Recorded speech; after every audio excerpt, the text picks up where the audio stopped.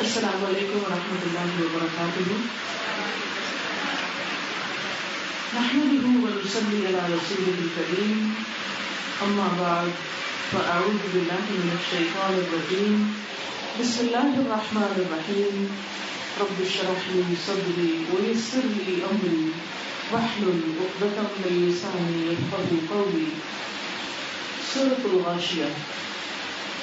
هل أتاك حديث الغاشية وجوه يومئذ خاشعة عاملة ناصبة تصلى نارا حامية تسقى من عين آنية ليس لهم طعام إلا من ضريع لا يسمن ولا يغني من جوع وجوه يومئذ ناعمة لسعيها راضية في جنة عالية لا تسمع فيها لاغية فيها عين جارية فيها سرر مرفوعة وأكواب موضوعة ونمارق مصفوفة وزرابي مبثوثة أفلا ينظرون إلى الإبل كيف خلقت وإلى السماء كيف رفعت وإلى الجبال كيف نصبت وإلى الأرض كيف سطحت فذكر إنما أنت مذكر لست عليهم بمسيطر إلا من تولى وكفر فيعذبه الله العذاب الأكبر إن إلينا إيابهم ثم إن علينا حسابهم. شروع کرتی ہوں اللہ کے نام سے جو بے انتہا مہربان نہایت رحم فرمانے والا ہے. سورۃ الغاشیہ قرآن پاک کی اہم صورتوں میں سے ایک صورت ہے جسے رسول اللہ صلی اللہ علیہ وسلم جمعے کی نماز میں پڑھا کرتے تھے سورۃ الاعلیٰ کے ساتھ ملا کر. نماز عید میں بھی آپ اس کو پڑھا کرتے تھے. سوال یہ پیدا ہوتا ہے کہ جمعہ بھی مسلمانوں کی عید کا دن ہے، ایک طرح سے ہفتے میں وہ دن جس میں کام کاج سے انسان چھٹی کرتا ہے اور ایک خاص اسپیشل دن ہوتا ہے، نہاتا دھوتا ہے، اچھے کپڑے پہنتا ہے اور عام دنوں سے بالکل مختلف دن ہوتا ہے. اسی طرح عید کا موقع بھی بہت اہم موقع ہوتا ہے، خوشی کا دن ہوتا ہے. لیکن نبی صلی اللہ علیہ وسلم بڑی گیدرنگز میں جمعے اور عید کی نمازوں میں سورۃ الغاشیہ پڑھایا کرتے تھے. یہ نماز میں سورۃ الغاشیہ پڑھا کرتے تھے. آخر کیا وجہ ہے کہ آپ صلی اللہ علیہ وسلم اس سورت کا انتخاب کیا کرتے تھے؟ کیونکہ اس میں ہم سب کے لیے ایک بہت اہم میسج ہے. اور وہ میسج کیا ہے آئیے اس سورت سے دیکھتے ہیں. اللہ سبحانہ وتعالیٰ فرماتے ہیں هل اتاک حدیث الغاشیہ، کیا تمہارے پاس غاشیہ کی خبر آ گئی ہے؟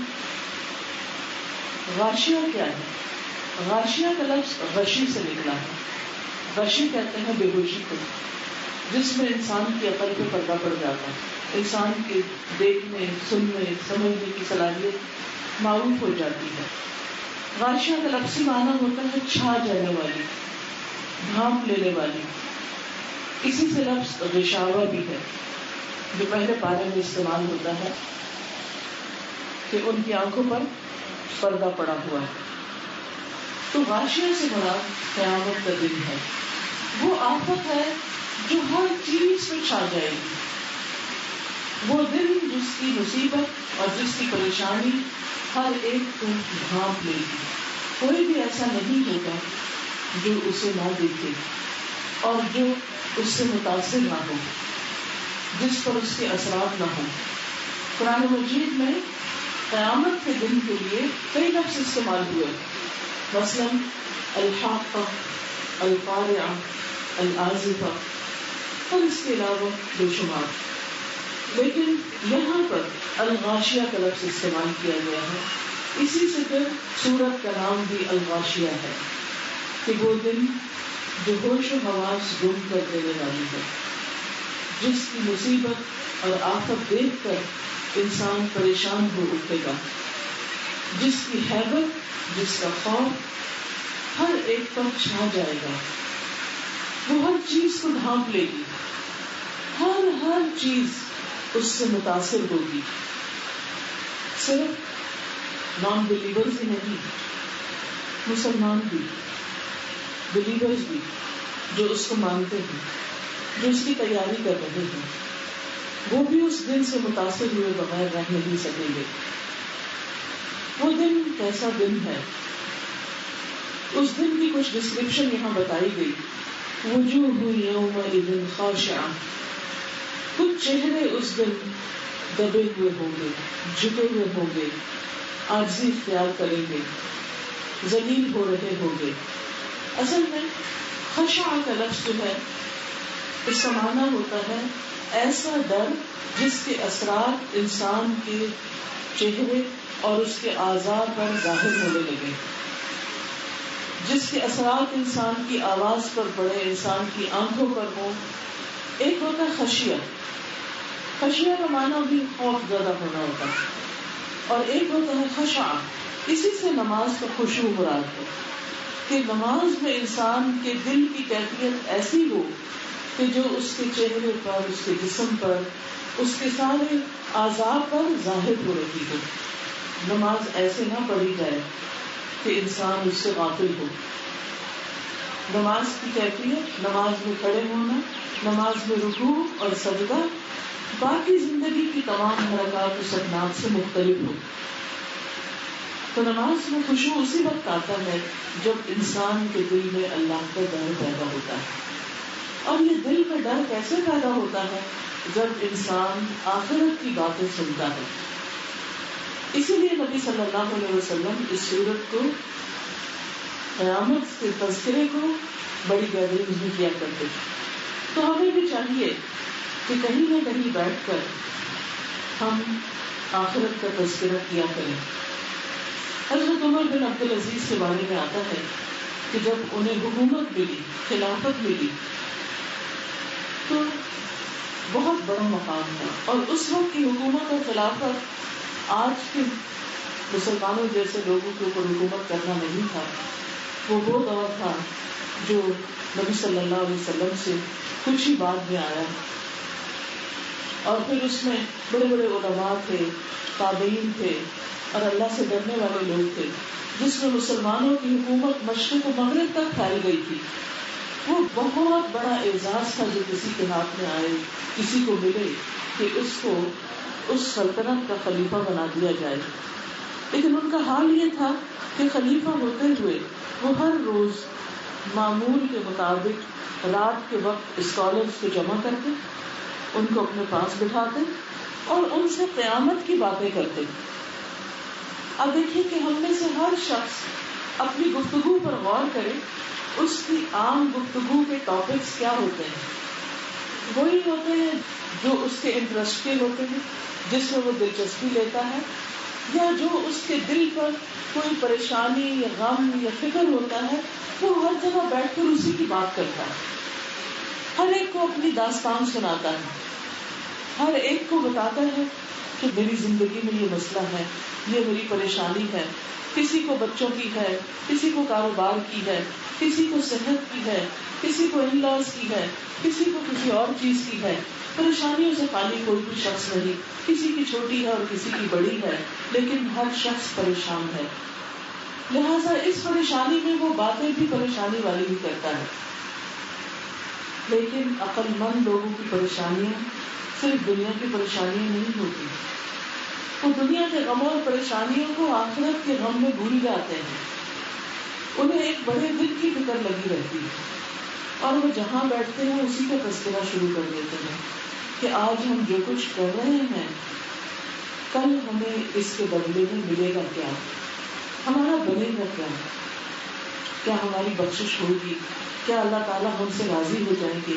کہیں ایسا تو نہیں کہ اللہ تعالیٰ نے مجھے ایسی نعمتیں دے رکھی ہوں جن کا مجھے ادراک ہی نہیں، جن کے بارے میں نے کبھی سوچا ہی نہیں اور کبھی ان کا شکر بھی ادا نہیں کیا. کہیں ایسا تو نہیں کہ میں کوئی ایسے گناہ کر رہی ہوں لاعلمی میں، جہالت میں، جن کا مجھے پتا ہی نہیں اور میں ان پر کبھی توبہ بھی نہیں کرتی.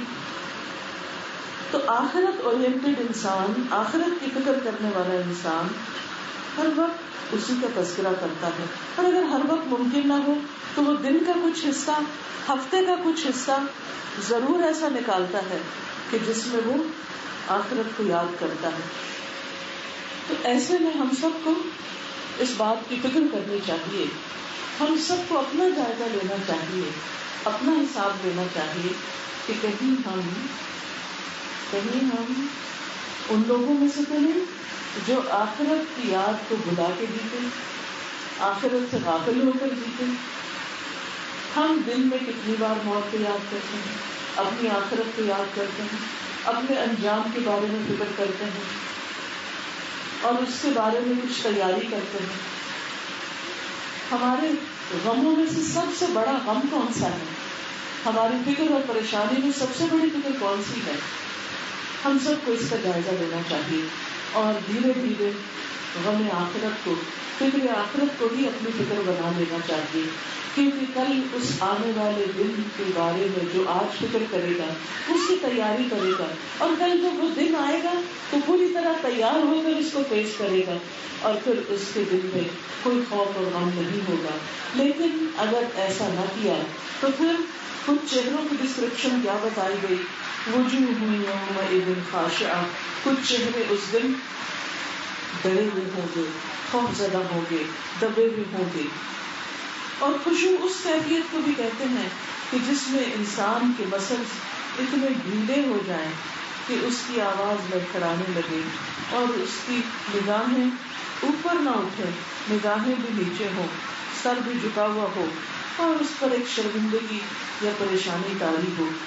تو کچھ چہرے نہایت پریشان کن حالت میں قیامت کے دن اس سب منظر کو دیکھ رہے ہوں گے کہ جس کو انہوں نے کبھی یاد نہ کیا، جس کے بارے میں کبھی جانا نہیں اور کبھی اس کی کوئی تیاری بھی نہیں کی. وجوہ یومئذ خاشعہ، یہ کون ہیں، کیسے لوگ ہیں؟ عاملۃ ناصبہ، جو عمل کرنے والے ہیں، تھکے ہوئے ہیں، یعنی ایگزاسٹڈ ہیں، کام کر کر کے تھک گئے ہیں. لیکن کون سے کام؟ دنیا کے کام، جنہوں نے دنیا کے کاموں میں اپنے آپ کو تھکا مارا لیکن وہاں کے لیے کچھ بھی تیاری نہ کی. اب دیکھیے کہ اس دنیا میں ہر انسان کو کام تو کرنا پڑتا ہے، کسی کو تھوڑا کسی کو زیادہ، لیکن آپ نے دیکھا ہوگا جو لوگ محنت مشقت کی زندگی بسر کرتے ہیں وہ محنت مشقت ان کے چہروں پہ عیاں ہوتی ہے، ان کے چہروں سے تھکن ظاہر ہو رہی ہوتی، ان کے اوپر ایسی فریشنس نہیں ہوتی جو ایک آرام کر کے سکون کے ساتھ مزے کی زندگی بسر کرنے والے کے چہرے پر ہوتی ہے. تو بہرحال وہاں پر وہ جب پہنچیں گے تو وہ ساری تھکاوٹ ان کے چہرے پر نمایاں ہوگی، لیکن افسوس یہ کہ وہ ساری تھکاوٹ صرف دنیا کے لیے تھی، کیونکہ وہ دنیا کے لیے جی رہے تھے. انہوں نے آج آخرت کے لیے کچھ تیاری نہیں کی. حضرت عمر کے بارے میں آتا ہے کہ انہوں نے ایک عیسائی راہب کو دیکھا جسے دیکھ کر وہ رو پڑے. کسی نے پوچھا کہ آپ کیوں روئے ہیں؟ تو انہوں نے یہ آیت پڑھی عاملۃ ناصبہ، کہ یہ بڑی محنت کرنے والے لوگ ہیں، تھکے ہوئے ہیں عبادت کر کر کے، انہوں نے دنیا کی عیش و عشرت اور راحت اور آرام اپنے اوپر حرام کر رکھا ہے، لیکن آخرت میں ان کے لیے کچھ بھی نہ ہوگا. آپ دیکھیے کتنے ہی لوگ ایسے ہیں جو صبح سے رات تک کوٹوں کے بیل کی طرح مسلسل کام کر رہے ہوتے ہیں، لیکن اتنی مصروفیت میں انہیں اللہ سبحانہ وتعالیٰ کو یاد کرنے کا وقت نہیں ملتا، نماز کا وقت نہیں ملتا، قرآن کی تلاوت کا وقت نہیں ملتا، ذکر کا وقت نہیں ملتا، اور وہ مسلسل دنیا کے کاموں میں تھکے جاتے ہیں. لیکن دنیا تو ایک دن ختم ہو جائے گی. ہم سب کی زندگی کا ایک اختتام ہے، ایک اینڈ ہے، ایک انتہا ہے، جہاں یہ دوڑتی گاڑیاں رک جائیں گی، ہر چیز تھم جائے گی اور سب کی بھاگ دوڑ ختم ہو جائے گی. دنیا میں بھی ہم دیکھتے ہیں اپنی نگاہوں کے سامنے کہ کتنے ہی لوگ تھے جو دنیا کے کام بھاگ کر کرتے تھے، سارا دن کرتے تھے، پھر جوانی بڑھاپے میں بدلی اور پھر وہ وقت آیا کہ بھاگ دوڑ کرنے کے قابل نہ رہے اور بالآخر بستر پر پڑ گئے اور پھر بستر سے قبر میں جا پہنچے. کتنی ہی ایسی مثالیں ہمارے سامنے ہیں. تو اس لیے ہم سب کو سوچنا چاہیے, غور کرنا چاہیے کہ ہمارے چہرے کس چیز میں تھکے ہوئے ہیں, ہم کیا کر کر کے تھکے ہیں. کیا ہم عبادت میں تھکتے ہیں یا ہم دنیا کے کاموں میں تھکتے ہیں؟ کیا ہم دنیا کے غموں میں تھک رہے ہیں یا آخرت کے غموں سے پریشان ہیں؟ ہماری بڑی پریشانی کیا ہے؟ ہم کہاں جا کر پہنچنے والے ہیں؟ لیکن وہ لوگ جو آخرت کو بھلا کر اور آخرت پر ایمان نہ لا کر صرف دنیا کی کامیابی اور ترقی کے لیے کام کر رہے ہیں, ان کا پھر وہاں حال کیا ہوگا؟ تصلی نارا حامیہ, وہ بھڑکتی ہوئی آگ میں جا پڑے گی. ان کے لیے وہاں کچھ نہیں, کیونکہ انہوں نے یہ سارے کام آخرت کے لیے نہیں کیے تھے, صرف دنیا کے لیے کیے تھے. آخرت تو ان کے سامنے تھی ہی نہیں, اس کی تو کوئی فکر ہی نہیں تھی ان کو, اس کو تو وہ مانتے ہی نہیں تھے. اگر کوئی ان کے سامنے آخرت کا ذکر کر دیتا تو وہ اسے ہنسی میں اڑا دیتے تھے. کہ یہ بھی کوئی سوچنے کی بات ہے, اس کے بارے میں بھی سوچنے کی ضرورت ہے. کل کس نے دیکھی؟ کون جانتا ہے قیامت آئے گی یا نہیں بھی آئے گی. آج کے لیے کچھ کرو گے تمہارے ہاتھ میں ہے. اس وقت انسان اس انجام سے بچ نہ سکے گا. مہلت کا وقت آج ہے. اللہ سبحانہ وتعالیٰ نے ہم سب کو زندگی دی ہے کہ ہم آخرت کے غم کو اپنا غم بنائیں اور اس کے لیے تیاری کریں. تسقى من عین آنیہ, وہ کھولتے ہوئے چشموں سے پانی پلائے جائیں گے, یعنی ان کے لیے ٹھنڈا پانی نہیں ہوگا. سورۃ الرحمن میں بھی آتا ہے یطوفون بینہا وبین حمیم آن. آپ دیکھیے کہ انسان کو جب پیاس لگتی تو انسان چاہتا ہے کہ اسے پیاس بجھانے کے لیے کچھ ہی مل جائے, لیکن یہاں حال یہ ہے کہ ان کے لیے کچھ بھی نہیں. کیوں؟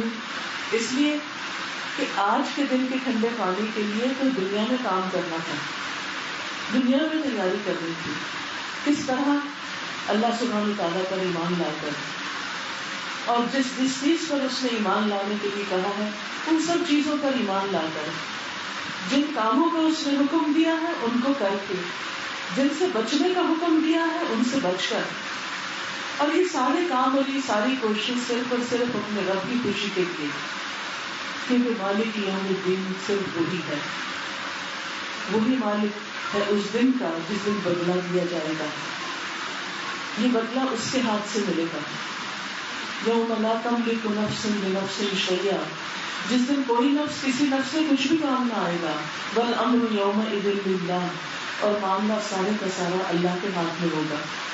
کوئی پوچھے گا بھی نہیں, کوئی مدد کے لیے بھی نہیں آئے گا, کوئی اپنے اعمال بھی نہیں دے گا کہ اچھا میرے پاس ایکسٹرا ہے تمہارے پاس کم ہے تم لے لو. دنیا میں تو جب ہم کسی سفر میں ہوتے ہیں تو ہمارے پاس اگر کچھ کم ہو جاتا ہے تو کیا ہوتا ہے کہ دوسرا شخص مدد کر دیتا ہے. کسی کے پاس پانی کم ہو جاتا ہے, کھانا کم ہو جاتا ہے, سارے مدد کرنے کے لیے تیار ہو جاتے ہیں. لیکن وہ دن ایسا دن ہے کہ جس میں کوئی کسی کو پوچھے گا بھی نہیں, اور کسی بھی ضرورت مند کو دیکھ کر اس سے بھی زیادہ آنکھیں پھیر لیں گے جیسے لوگ دنیا میں ضرورت مندوں کو دیکھ کر آنکھیں پھیر لیتے ہیں. لیس لہم طعام الا من ضریع, ان کے لیے کوئی کھانا نہیں ہوگا مگر کانٹے, کانٹوں والا کھانا. کیسا کھانا؟ لا یسمن, جو موٹا نہ کرے, ولا یغنی من جوع, اور بھوک میں کام نہ آئے. ضریع جو ہے عربوں کے ہاں ایسے پودوں کو کہتے تھے کہ جو اتنے کانٹوں والے اور اتنے بدبودار ہوتے تھے کہ جانور ان کو نہیں کھاتے تھے. وہ جہنمیوں کو کھانا ہوگا. دوسری جگہ سے پتہ چلتا ہے کہ غسلین پیئیں گے. غسلین کیا ہے؟ دوزخیوں کے جسم کے زخموں سے جو پیپ نکلے گی وہ ایک جگہ جمع ہوگی جہاں جا کر وہ اس کو پیئیں گے, کیونکہ ان کے لیے اور کچھ نہیں ہوگا کھانے پینے کو. دنیا کے سب مزے مزے کے کھانے کے پیچھے ہی رہ گئے, وہاں کچھ بھی نہیں ہوگا. اور پھر اب دیکھیے کہ ایسا کھانا جسے کھا کر انسان کو طاقت نہیں ملے گی. دنیا میں کیا ہوتا ہے, انسان کھانے سے بھوک مٹاتا ہے, اور جو ایکسٹرا ہوتا ہے ہم زیادہ کھا لیتے ہیں, وہ چربی بن کر ہمارے جسم میں اسٹور ہو جاتا ہے, اور پھر بوقت ضرورت جسم اس کو استعمال کر لیتا ہے. جب انسان کو کھانا نہیں ملتا تو جسم میں جو اسٹوریج ہوتا ہے وہ اس کو فائدہ دیتا ہے، لیکن وہاں کا کھانا جو ہے اسے کھا کر نہ بھوک مٹے گی اور نہ وہ کہیں اسٹور ہوگا، نہ وہ موٹا کرے گا انسان کو کہ انسان آئندہ اپنی تکلیف کے وقت اسے استعمال کر سکے. اس کے برعکس کچھ اور لوگ بھی ہوں گے وہاں، یعنی سب کا یہ حال نہیں ہوگا. ایک دوسرا گروہ بھی ہے، اور وہ کیسا گروہ ہے؟ وجوہ یومئذ ناعمہ، کچھ چہرے اس دن تر و تازہ ہوں گے، نعمتوں والے ہوں گے. دنیا میں آپ نے دیکھا ہوگا کہ جن لوگوں کے پاس نعمتیں، عیش و عشرت، آرام ہوتا ہے، ان کے چہرے بھی تر و تازہ ہوتے ہیں، فریش ہوتے ہیں، نعمتوں کی خوشحالی ان کے چہروں پر نظر آتی ہے. بالکل اسی طرح جن لوگوں کے پاس نیک اعمال ہوں گے وہ خوش ہوں گے، جن کے دل مطمئن ہوں گے، قلب مطمئن، وہ وہاں بھی قیامت کے دن جب اٹھیں گے تو ان کے چہرے مسکرا رہے ہوں گے، چمک رہے ہوں گے، نعمتوں والے ہوں گے. وہ اپنے اعمال کو دیکھ کر خوش ہو رہے ہوں گے کہ الحمدللہ ہم نے وہ کام کیے جو آج ہمارے کام آ رہے ہیں، جس کی وجہ سے ان کو عزت دی جائے گی، ان پر اللہ سبحانہ وتعالیٰ کی رحمت ہوگی. وجوہ یومئذ ناعمہ. ایک اور جگہ پر آتا ہے کہ وہ مستبشرہ ہوں گے، یعنی جنہیں خوشخبری ملی اور خوشخبری کی وجہ سے وہ خوش ہو رہے ہوں گے. لسعیہا راضیہ، اپنی کوششوں پر راضی ہوں گے. اس سے پتہ چلتا ہے کہ قیامت کے دن انسان کو خوشی کس بات پر ہوگی کہ اس نے دنیا میں اچھے کاموں کے لیے بھاگ دوڑ کی. سعی کہتے ہیں بھاگ دوڑ کو، ایفرٹ لگانے کو. جیسے دنیا کے کاموں کے لیے انسان بھاگ رہا ہوتا ہے نا، یہ کر لے، وہ کر لے، وہ کر. اب دیکھیں خواتین بھی کتنی مصروف ہوتی، صبح سویرے اٹھے، اپنی عبادت کے بعد بچوں کو تیار کیا، پھر ان کو ڈراپ کرنے کے لیے گئے اسکول میں، پھر واپسی کو گروسری کی اور کچھ کام کی، پھر گھر آ کر گھر کے کام اگر خود نہیں بھی کر رہے، کروا بھی رہے تو ان کی سپرویژن، پھر دوپہر کے کھانے کا انتظام، پھر بچوں کو پک کر رہے ہیں، پھر ان کو کھلا رہے ہیں، پلا رہے ہیں، سنبھال رہے ہیں، پھر اس کے بعد آفٹرنون میں ان کے ہوم ورک ہے، پھر کوئی مہمان آ گئے، پھر انسان کسی بھی حال میں ہو سارا دن اس کی بھاگ دوڑ لگی ہی رہتی ہے. ایسے بھی کچھ تو خوش قسمت ایسے ہوتے ہیں کہ جو اسی بھاگ دوڑ میں سے وقت نکال کے اپنی نمازیں بھی ادا کر لیتے ہیں، اپنے قرآن کی تلاوت بھی کر لیتے ہیں، اور پھر اپنی آخرت کے لیے فکر کرتے ہوئے ذکر اذکار اور اپنے گناہوں سے بچنے کے لیے اور اللہ تعالیٰ کی رضا جاننے کے لیے دین کی تعلیم بھی حاصل کر لیتے ہیں. وہ صرف دوسروں کے لیے نہیں جیتے، وہ اپنے لیے بھی جیتے ہیں کہ ہمیں اپنی آخرت کی فکر کرنی ہے، کیونکہ ہر ایک کی ڈیمانڈ تو اتنی ہے کہ اگر انسان صبح سے رات تک کھڑا رہے تو پوری نہیں کر سکتا. اس میں ہمارے نفس کا بھی تو ہم پر کچھ حق ہے، اور سب سے بڑا حق کیا ہے جو اللہ تعالیٰ ہمیں بتاتے ہیں؟ یا ایھا الذین آمنوا قوا انفسکم واہلیکم نارا. اے لوگوں جو ایمان لائے ہو، اپنے آپ کو اور اپنے گھر والوں کو آگ سے بچاؤ. تو یہ آگ سے بچنا جو ہے یہ ہمارے نفس کا حق ہے کہ ہم وہ کام کریں کہ جس سے ہم آخرت کی ناکامی سے بچ سکیں. تو لسعیہا راضیہ، وہ اپنی کوششوں پر خوش ہوں گے، راضی ہوں گے. جنت کی خوشخبریاں پا کر ان کے چہروں کے اوپر ایک عجب طرح کی خوشی اور سیٹسفیکشن اور کنٹینٹمنٹ ہوگی، اور ان کو کوئی پریشانی نہ ہوگی.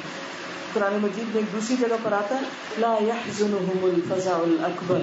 اس بڑے دن کی گھبراہٹ انہیں گھبراہٹ میں نہ ڈالے گی، غمگین نہ کرے گی، وہ پریشان نہیں ہوں گے. اور پھر ان کا انجام کیا ہوگا؟ فی جنت عالیہ، بلند جنتوں میں. اس دن زمین آسمان ختم ہو جائیں گے، ایک نئی ہی دنیا ہوگی، ایک نیا ہی گھر ہوگا، اور وہ جنتوں میں ہوگا. فی جنت عالیہ، بہت بلند، بہت اونچا، بہت اوپر، جس کا سب سے اعلیٰ ترین حصہ جنت الفردوس کہلاتا ہے. نبی صلی اللہ علیہ وسلم نے فرمایا کہ جب تم اپنے لیے جنت مانگو تو جنت الفردوس مانگو، کیونکہ وہ اس کا سب سے بلند حصہ ہے. دنیا میں آپ دیکھیں کہ ہم جب گھر بنانا چاہتے ہیں تو سب سے بہترین علاقے میں گھر کی تمنا کرتے ہیں. تو اسی طرح آخرت کے لیے بھی ہمارا شوق ایسا ہی ہونا چاہیے کہ اتنی بھاگ دوڑ کریں، اتنی بھاگ دوڑ کریں کہ اللہ سبحانہ تعالیٰ ہم سے راضی ہو جائے، اور پھر قیامت کے دن وہ ہم سے ہماری رضا پوچھے کہ بتاؤ تم کہاں رہنا چاہتے ہو، تمہیں کیا پسند. فی جنت عالیہ، کیسی ہے وہ جنت؟ لا تسمع فیہا لاغیہ، جس میں کوئی لغو بات نہیں ہوگی، کوئی فضول بات نہیں ہوگی، کوئی بیکار کی باتیں نہیں ہوگی، اس میں انسانوں کی سانسوں کے ساتھ تسبیح ہوگی، یا پھر وہ آپس میں دنیا کی کچھ واقعات دہرائیں گے، کچھ پچھلے دنوں کی کوششیں یاد کریں گے، کچھ اور اچھی اچھی باتیں کریں گے، لیکن ان باتوں میں کوئی ایسی بات نہیں ہوگی جو کسی کا دل دکھانے والی ہو، جو کسی کے کانوں پر بوجھ ہو، جو کسی کو تکلیف میں مبتلا کر دے، کسی کو ہرٹ کر دے یا کسی کا وقت ضائع کرے۔ آج آپ دیکھیں کہ دنیا کی باتوں میں ہماری باتوں کی اکثریت کیسی ہوتی، آپ کسی کے پاس بھی بیٹھے، کبھی وہ کسی کی غیبت شروع کر دیں گے، کبھی وہ کسی کو کریٹیسائز کرنا شروع کر دیں گے، کبھی وہ اپنی کوئی پاکی دامن کے قصے سنانے لگے گا، کوئی کچھ کرے گا، کوئی ادھر ادھر کی کہانیاں سنائے گا جن کا کوئی مطلب نہیں نکلتا، کوئی مقصد ہی نہیں۔ تو ان ساری باتوں سے بعض اوقات کیا ہوتا ہے، سنتے سنتے سنتے تھک جاتا ہے، اور وہ دوسروں کے غموں کی داستانیں سن سن کر اپنی نعمتوں کو بھی بھول جاتا ہے۔ کتنی ہی بار ایسا ہوتا ہے، اور دنیا کے کتنے ہی ممالک ایسے ہیں جہاں کوئی امن نہیں، سیریا کے حالات کا آپ سب کو پتہ ہے، کوئی امن نہیں۔ ہماری ایک اسٹوڈنٹ ہے تو وہ کہتی ہے کہ وہ یمن میں پیدا ہو، یمن کے حالات بھی آپ کو پتہ ہے کہ کس کے ساتھ ہے۔ کہتے ہیں اللہ کی ہر نعمت تھی ہمارے پاس، لیکن امن نہیں تھا ہمارے ملک میں۔ ہمارے میز پہ ہر طرح کے کھانے رکھے ہوتے تھے، اور اتنے میں کوئی ایسی خبر آتی تھی کہ ہمیں کھانا نصیب نہیں ہوتا، کھائے بغیر اٹھ جاتا، کھانے کو دل ہی نہیں چاہتا۔ پھر وہاں سے وہ افغانستان آئے، وہاں ان کی پوسٹنگ ہوئی، ان کے شاید والد کی امبیسڈر تھے، وہاں پر آئے تو وہاں بھی یہی حالات، ادھر سے جہاز گزر رہا ہے، ادھر سے کچھ طیارہ گزر رہا ہے، ادھر سے کچھ بم پھٹنے کی آواز آ رہی، پریشانی پریشانی پریشانی۔ آخرکار پاکستان آ گئے، اور وہ کہتی ہے کہ یہاں آ کر جب لوگوں کو میں نے کمپلینٹس کرتے ہوئے سنا تو میری حیرت کی انتہا نہ رہی کہ اللہ نے اس ملک کو یہاں کیا نعمتیں نہیں دی، کیسی کیسی نعمتیں دی ہیں۔ یہاں ہمیں کوئی اڑتے ہوئے جہاز نہیں سنائی دیتے، یہاں ہمیں کوئی ہر وقت بری خبریں نہیں آتی، یہ نہیں کہ کوئی ایسی پریشانی نہیں، یہاں بھی کوئی نہ کوئی پریشانی ہوتی ہے، لیکن زیادہ تر تو امن ہی ہے، زیادہ تر تو خوشحالی ہے۔ ہر شخص کو کچھ نہ کچھ کھانے کو مل جاتا ہے، ہر شخص کی ضروریات کسی نہ کسی طرح مل جل کے پوری ہو جاتی ہے، اس کے باوجود لوگ کمپلینٹس کرتے ہیں۔ کیونکہ کہ اپنے آس پاس دیکھیں، عراق کو دیکھیں، لیبیا کو دیکھیں، مصر کو دیکھیں، فلسطین کو دیکھیں، شام کو دیکھیں، ترکی میں کیا ہنگامہ ہونے لگا تھا، وہاں کا امن اس کو دیکھ، ہر طرف کتنے مسلمان ملک ہیں کہ جو اس وقت کیسی کیسی دنیا میں تکلیفوں میں مبتلا ہیں، کہ جن کے پاس بڑی بڑی پریشانیاں ہیں۔ ہم بڑے اچھے حال میں، ہمیں اللہ کا شکر ادا کرنا چاہیے کہ اللہ سبحانہ وتعالیٰ نے ہمیں امن سے رکھا ہوا، ہم اچھا کھاتے ہیں، اچھا پہنتے ہیں، گھومنے پھرنے جاتے ہیں، رشتہ داروں سے میل ملاقات کرتے ہیں، سب کچھ اللہ کا دیا ہوا، پھر کیوں نہیں ہم شکر ادا کرتے؟ کیوں ہمارے لبوں پر اور ہمارے دلوں میں ہر وقت کوئی کڑھن اور ایسی باتیں رہتی ہیں کہ جو اپنے آپ کو بھی دکھی کرتے ہیں اور دوسروں کو بھی دکھی کرتے ہیں۔ آپ دیکھیں کہ جب آپ اپنے دکھوں کی داستان کسی کو سناتے ہیں تو سننے والا یا آپ کا دوست ہوتا ہے یا آپ کا دشمن ہوتا ہے، یا آپ سے محبت کرنے والا ہوتا ہے یا آپ کا حاسد ہوتا ہے۔ اگر آپ کسی محبت کرنے والے کو اپنے غم و دکھوں کی ہر وقت داستان سناتے، ہر روز فون اٹھاتے اور پریشانی کی خبریں اس کو سناتے ہیں، تو آپ اس سے کس قسم کی محبت کرتے ہیں کہ آپ اسے روز ہی غمگین کرتے ہیں ایسی خبریں سنا سنا کے؟ یعنی جن کو آپ خوش دیکھنا چاہتے ہیں، آپ ہی کی باتیں ان کو پریشان کرتی ہیں، اور پھر جو حاسد ہوتے ہیں ان کو جب پتا چلتا ہے کہ آپ کو تکلیف ہے، وہ آپ کی تکلیف پہ خوش ہوتے ہیں۔ جن کو آپ نہیں چاہتے کہ وہ آپ پہ ہنسے، ان کو آپ ہنسنے کا موقع دے دیتے ہیں۔ تو کیوں نہ انسان اپنے غموں کی داستان اپنے رب کو سنائے، اس سے دعا کرے، اس کے آگے گڑ گڑائے، اس کے آگے اپنے آپ کو ڈال کر روئے، پھر دیکھے کیسے نہیں مسائل حل ہوتے۔ ہم سب سے توقع رکھتے ہیں کہ وہ ہماری پریشانیاں دور کرے، لیکن اللہ سبحانہ وتعالیٰ سے توقع نہیں رکھتے۔ مَا لَكُمْ لَا تَرْجُونَ لِلَّهِ وَقَارًا، جس نے ہمیں پیدا کیا، جو ہماری ضروریات پوری کر رہا ہے، کیا وہ نہیں سنے گا ہماری دعا؟ وہ تو خود فرماتا ہے وَإِذَا سَأَلَكَ عِبَادِي عَنِّي فَإِنِّي قَرِيبٌ أُجِيبُ دَعْوَةَ الدَّاعِ إِذَا دَعَانِ۔ جب میرے بندے آپ سے میرے بارے میں پوچھے تو انہیں بتا دو کہ میں قریب ہوں، ان کے میں جواب دیتا ہوں۔ پکارنے والے کی پکار کا جب ہم کہتے ہیں نا یا اللہ، اے اللہ، تو اللہ آپ کی پکار کا جواب دیتا ہے کہ جی ہے میرے بندے، کیا چاہیے تمہیں؟ لیکن اگر ہم چاہتے ہیں کہ ہماری دعائیں سنی جائیں فَلْيَسْتَجِيبُوا لِي، چاہیے کہ وہ بھی میری پکار کو لبیک کہا کریں، وہ بھی میری بات مانا کریں، یعنی ان کو میری اطاعت کرنی چاہیے تاکہ ان کی دعائیں قبول ہوں، وَلْيُؤْمِنُوا بِي، اور انہیں مجھ پر اعتماد کرنا چاہیے. ہم کیا کرتے ہیں، 2-4 دن دعا کرتے ہیں، پھر گھبرا کے پریشانی دور نہیں ہوتی تو کسی کے پاس جاتے ہیں. کچھ لوگ تو قبروں پہ چلے جاتے ہیں، اور کچھ لوگوں کے پاس تعویذ ڈنڈے دھاگے وہ لینے کے لیے چلے جاتے ہیں کہ شاید یہ دھاگے ہماری کچھ مدد کریں. ایسا کچھ بھی نہیں. ہر حال میں اللہ کو پکارے. ہر چیز کے، ہر دکھ کے، ہر تکلیف کے جانے کا ایک وقت ہوتا ہے، لیکن جب آپ پکارتے رہیں گے تو ایک دن سنی جائے گی آپ. اور یہ سارا وقت جو آپ کو تکلیف میں گزر رہا ہے، ایک ایک لمحے کا آپ کو اجر مل رہا ہے، آپ کے درجے بلند ہو رہے ہیں، آپ کے گناہ جھڑ رہے ہیں. اللہ تعالیٰ کسی وجہ سے انسان کو کسی پریشانی میں مبتلا کرتا ہے، اس کو اور اپنے قریب کرنا چاہتا ہے. اللہ تعالیٰ بندے کو نعمتوں کے ذریعے یاد دہانی کراتا ہے کہ شکر کرے. اللہ تعالیٰ انسان کو طرح طرح کی، یعنی جو قرآن و سنت کی ہدایات ہیں ان کے ذریعے نصیحت کرتا ہے، لیکن کبھی کبھی انسان ان ساری چیزوں کو اگنور کر دیتا ہے. کتنی باتیں ہمیں پتہ ہیں ہم نہیں کرتے. کس کو نہیں پتا نماز پڑھ رہے، پھر بھی کتنے لوگ نہیں پڑھتے. کس کو نہیں پتا کہ نماز مسلمان ہونے کی علامت ہے، اس کے باوجود نہیں پڑھتے. کتنی خواتین کو یہ نہیں پتا کہ مسلمان عورت کے لیے اللہ تعالیٰ نے قرآن مجید میں اپنی زینت کو چھپانے کا حکم، اس کے باوجود ہم نہیں چھپاتے.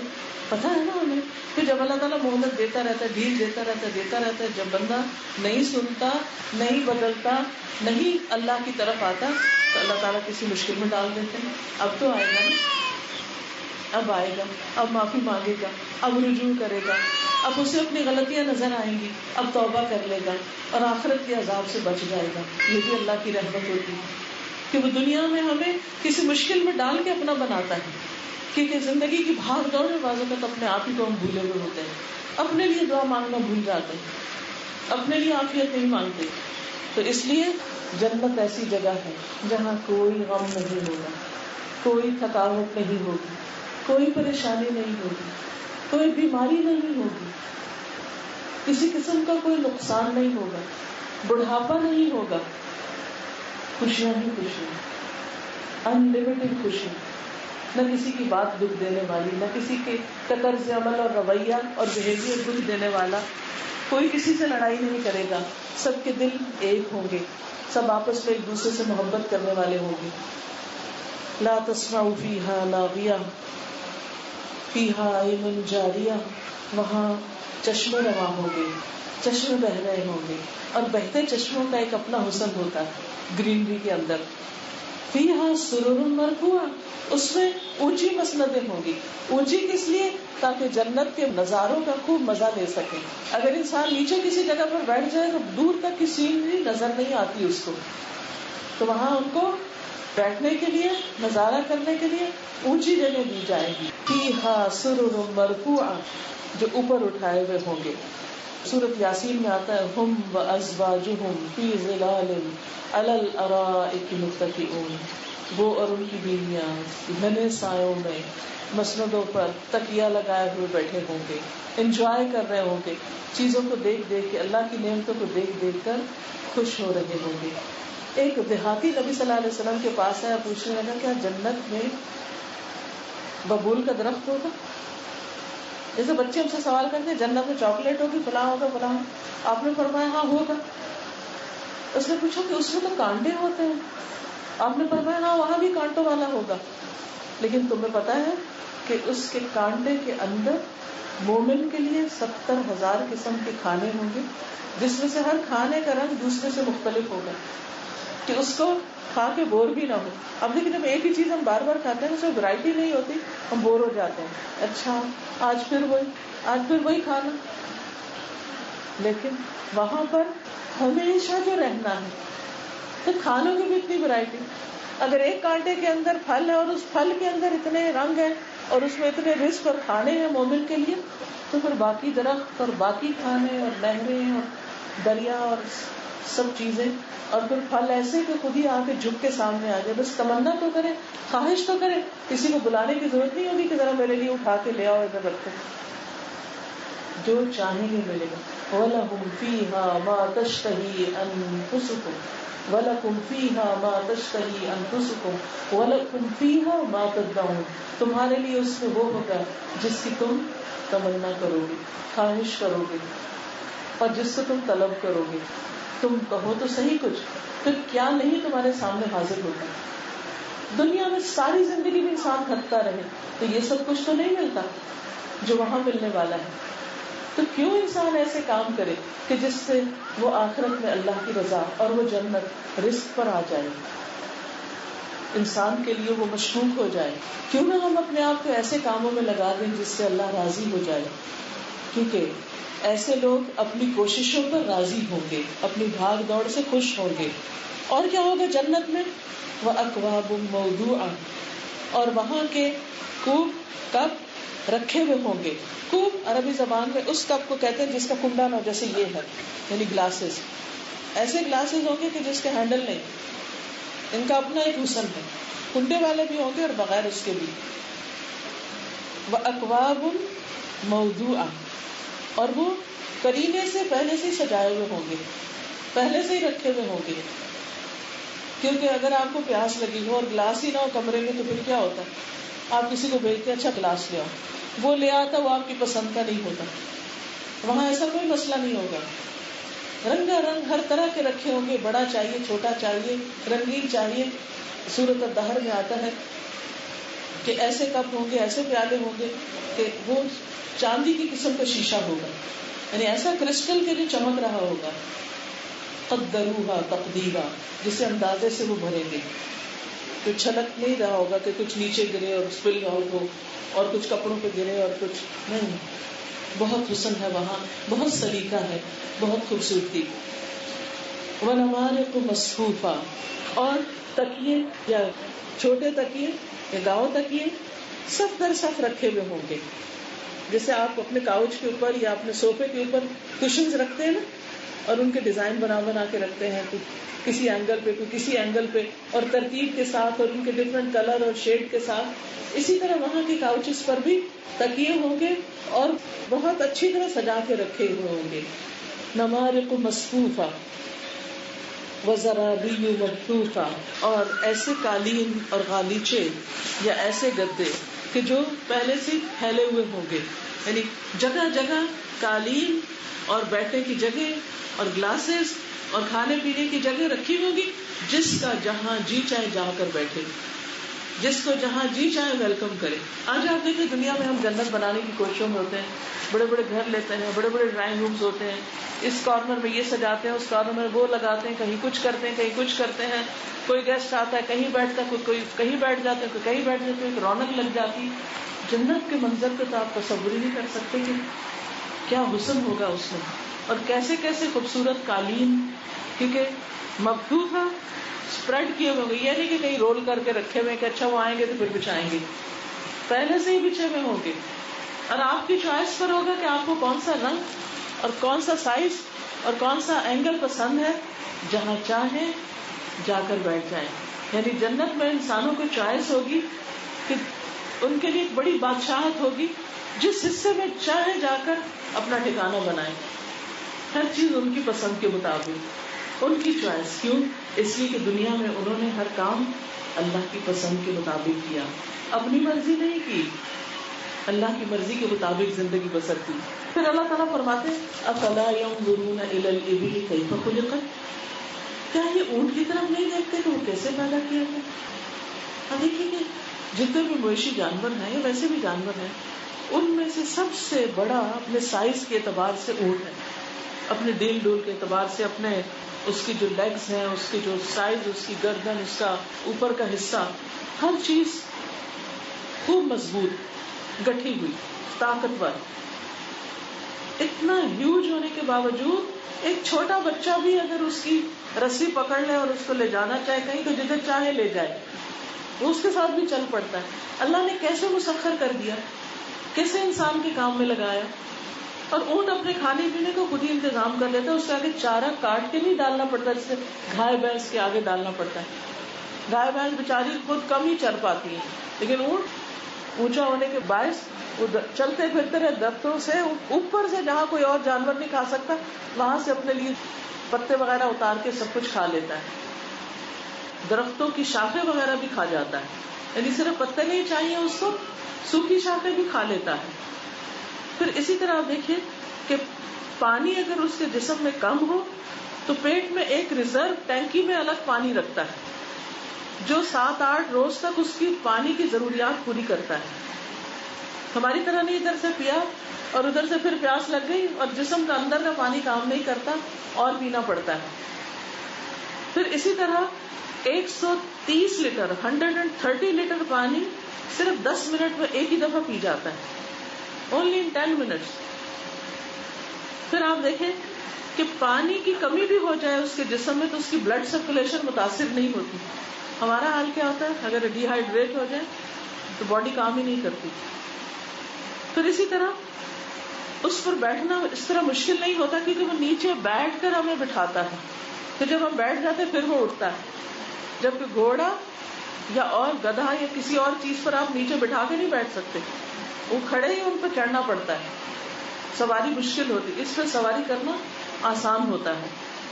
پھر اسی طرح سب جانوروں سے زیادہ بوجھ اٹھاتا ہے، دودھ بھی دیتا ہے، کھال بھی کام آتی، اس کا یورین بھی کام آتا ہے، اور اس کے ساتھ ساتھ اگر اس کو ذبح کرے تو گوشت بھی کام آتا ہے، لیکن بار برداری کے کام بھی آتا ہے. آپ دیکھیں گائے بھینس پہ آپ بوجھ اٹھا کے نہیں کہیں جا سکتے، چڑھ کے آپ کہیں میں اس پہ سواری کروں مجھے کہیں لے جائے، وہ نہیں کرتے.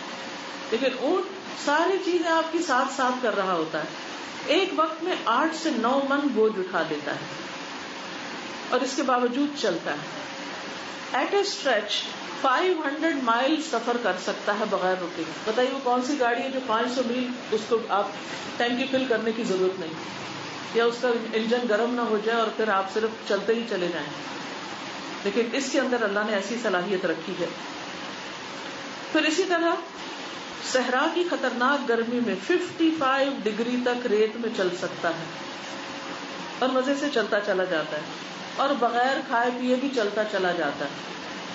اس کے جسم کے اندر اتنی انرجی ہوتی ہے کہ اس کو کنزیوم کر سکتا ہے کئی دن تک. پھر اسی طرح اس کی جو لمبی گردن ہے اس کے لیے لیور کا کام دیتی ہے، اس کو لچکا دے کے اٹھ جاتا ہے. پھر اسی طرح خوراک کے ذخیرے کی جگہ اس کی کوہان میں ہوتی ہے، 40 کلو تک چربی وہاں جمع کر لیتا ہے، 40 کلوز. اور پھر 30 سے 50 کلو تک کھانا روز کھاتا ہے. لیکن اگر برے حالات تو کھانا نہ ملے تو صرف 2 کلو گھاس بھی کافی ہو جاتی ہے اس کے لیے، اس میں بھی سروائیو کر جاتا ہے. سخت سے سخت چیزیں ہضم کر لیتا ہے. اس کے ہونٹ بہت مضبوط ہوتے ہیں، کانٹے بھی کھا لیتا ہے، ہونٹوں میں نہیں چبھتے، ربڑ کی طرح ہوتے ہیں. اسی طرح آنکھیں جو ہے صحرا میں جب آندیاں چلتی ہیں تو اس کی آنکھیں دیکھتی بھی ہیں لیکن ان کو ایسا لڈ لگ جاتا ہے کہ ریت اندر نہیں پڑتی اور وہ سامنے سے جیسے اسکرین لگ گئی ہو چلتا چلا جاتا ہے کہ کھڑکی بند کر لی اور آپ چلتے جائیں. پھر اسی طرح گرمیوں میں گرم ریت برداشت کر لیتا ہے. تو یہ اللہ سبحانہ تعالیٰ نے اپنی قدرت کی نشانی دکھائی کہ جو رب ایسا جانور تمہارے لیے تخلیق کر کے تمہارے لیے مسخر کر دیتا ہے اس نے تمہارے لیے اور کیسی کیسی نعمتیں نہیں بنائی. وہ کتنا عظیم رب ہے. کیا کوئی انسان یہ سب کچھ بیک وقت کر سکتا ہے؟ انسانوں نے بلا شبہ بڑی بڑی مشینیں بنائی، جہاز بنائے، سب کچھ، لیکن اگر ان کا فیول نہ ہو تو وہ چلتے نہیں ہیں. اگر ان کے لیے ماہر پائلٹ نہ ہو تو وہ چلا نہیں سکتے. اس اونٹ کو تو ایک بچہ بھی لے کے کہیں جا سکتا ہے، کوئی بڑی مہارت نہیں چاہیے ہوتی، اور اسی طرح بغیر کھائے پیے بھی چل سکتا ہے، کام دے سکتا ہے. تو اللہ تعالیٰ فرماتے ہیں کہ اپنے گرد و پیش کی نشانیوں کو دیکھو. وَإِلَى السَّمَاءِ كَيْفَ رُفِعَتْ، آسمان کو دیکھو کیسے بلند کیا گیا. اب دیکھیں، اب یہ بلندی ویسے بھی بلندی ہمیں بہت متاثر کرتی ہے، لیکن ذرا سوچئے قرآن مجید میں آتا ہے کہ أَلَمْ تَرَ أَنَّ السَّمَاوَاتِ وَالْأَرْضَ كَانَتَا رَتْقًا فَفَتَقْنَاهُمَا، کیا تم نہیں دیکھتے کہ آسمان اور زمین آپس میں ملے ہوئے تھے، یہ ایک چیز تھے، تو ہم نے ان کو پھاڑ کے الگ کر دیا، یہ الگ الگ ہو گئے، اور آسمان کو خوب اونچا اٹھایا. پتہ ہے کتنی اونچی ہے یہ چھت؟ 500 سال کی مسافت پر. اگر کوئی 500 سال چلتا رہے تو جتنی دور پہنچے گا اتنا اونچا ہے یہ. پھر اس سے اوپر کا آسمان، اس سے 500 سال اوپر، اس سے اوپر. یہ اللہ تعالیٰ کی قدرت کی اتنی بڑی نشانی ہے جس کی طرف ہم سب کو دیکھنا چاہیے. وَإِلَى الْجِبَالِ كَيْفَ نُصِبَتْ, اور پہاڑوں کی طرف دیکھ کیسے گاڑ دیا اللہ نے ان کو کہ وہ ہلتے ہی نہیں, اور زمین کے اندر کیلوں کی طرح اس کو بھی تھامے ہوئے کہ زمین کو بھی ہلنے نہیں دیتے, ورنہ یہاں ہر وقت زلزلے ہی آتے رہتے ہیں, ہم لڑکتے ہی رہتے. وَإِلَى الْأَرْضِ كَيْفَ سُطِحَتْ, اور زمین کی طرف دیکھو کیسے بچھا دی گئی, یعنی تمہارے سامنے جیسے سورۃ النبا میں آتا ہے أَلَمْ نَجْعَلِ الْأَرْضَ مِهَادًا, کیا ہم نے زمین کو ایک بچھونا یا بیڈ کی طرح نہیں بنا دیا اسٹریٹ, حالانکہ زمین کیا ہے, گول ہے یا کروی ہے, تو اس کرو کے باوجود ہم سیدھا ہی سیدھا چلتے ہیں, ہمیں فیل نہیں ہوتا کہ وہ کہاں سے مڑ گئی. قرآن مجید میں بھی آتا ہے فَامْشُوا فِي مَنَاكِبِهَا, اس کے کندھوں پہ چلو, تو کندھا جو ہوتا ہے نا وہ مڑ رہا ہوتا ہے, تو وہ ہمارے آگے سے مڑ رہی ہوتی ہے لیکن ہمیں پتہ نہیں چلتا, اور چلتے چلتے ہم دوسری طرف جا پہنچتے ہیں بغیر کسی مشقت کے. فذکر انما انت مذکر, آپ نصیحت کیجیے کیونکہ آپ نصیحت کرنے والے ہیں. نبی صلی اللہ علیہ وسلم کو فرمایا جا رہا ہے کہ ان کو آخرت کی باتیں بھی بتائیے, قیامت کی خبر سنائیے, ان کو جہنم کے عذاب بھی بتائیے, ان کو جنت کی خوشخبریاں بھی دیجیے, ان کو کائنات کی نشانیوں پر غور و فکر کی دعوت بھی دیجیے, پھر معاملہ ان پہ چھوڑ دیجیے کہ یہ کیا کرتے ہیں. لست علیہم بمسیطر, آپ ان پہ داروغہ بنا کے نہیں بھیجیں گے, آپ ذمہ دار نہیں ہے کہ یہ بات مانتے ہیں کہ نہیں, آپ کا کام کنوے کرنا ہے. یہ مانے یا نہ مانے اس کی ذمہ داری ہر انڈیویجول پر ہے کہ وہ کسی میسج کو کس طرح لیتا ہے, اسے قبول کرتا ہے, اس پر ایمان لاتا ہے, یا اسے سن کر بھلا دیتا ہے. الا من تولا وکفر, مگر جس نے منہ پھیرا اور کفر کیا, یعنی یہ لوگ فائدہ نہیں اٹھائیں گے, وہ سن کے منہ موڑ لیں گے اور انکار کر دیں گے, لیکن کہاں جائیں گے, جانا تو اللہ ہی کے پاس ہے. جب وہاں پہنچیں گے تو کیا ہوگا, فَيُعَذِّبُهُ اللَّهُ الْعَذَابَ الْأَكْبَرَ, تو اللہ ان کو بہت بڑا عذاب دے گا کیونکہ انہوں نے اللہ کو ناراض کیا, اللہ کا انکار کیا, اللہ تعالیٰ کے احکامات کا انکار کیا. اِنَّ إِلَيْنَا إِيَابَهُمْ, بے شک ہماری ہی طرف ان کی واپسی ہے, ان کا لوٹنا ہے. ہر شخص زندگی کے ایک نئے دن میں داخل ہوتا ہے لیکن اصل میں وہ واپسی کا سفر ہوتا ہے. ہم سب جا آگے رہے ہیں لیکن جا واپس رہے ہیں, اللہ کی طرف پلٹ رہے ہیں. ثم ان علینا حسابهم, پھر ان کا حساب ہمارے ذمہ ہے. ہم ان سے پوچھ لیں گے کہ انہوں نے دنیا میں اپنی زندگی کو کیسے بسر کیا, لیکن مومن کا حساب آسان ہوگا. اللہ تعالیٰ اس کے گناہوں کو دیکھے گا لیکن اس کے اوپر پردہ ڈال دے گا اور اس کو ڈھانپ دے گا, دنیا کے سامنے رسوا نہیں کرے گا. اور یہ کون لوگ ہوں گے جو دنیا میں بھی دوسروں کے عیبوں پہ پردہ ڈالتے ہیں, اس کو شہرت نہیں دیتے.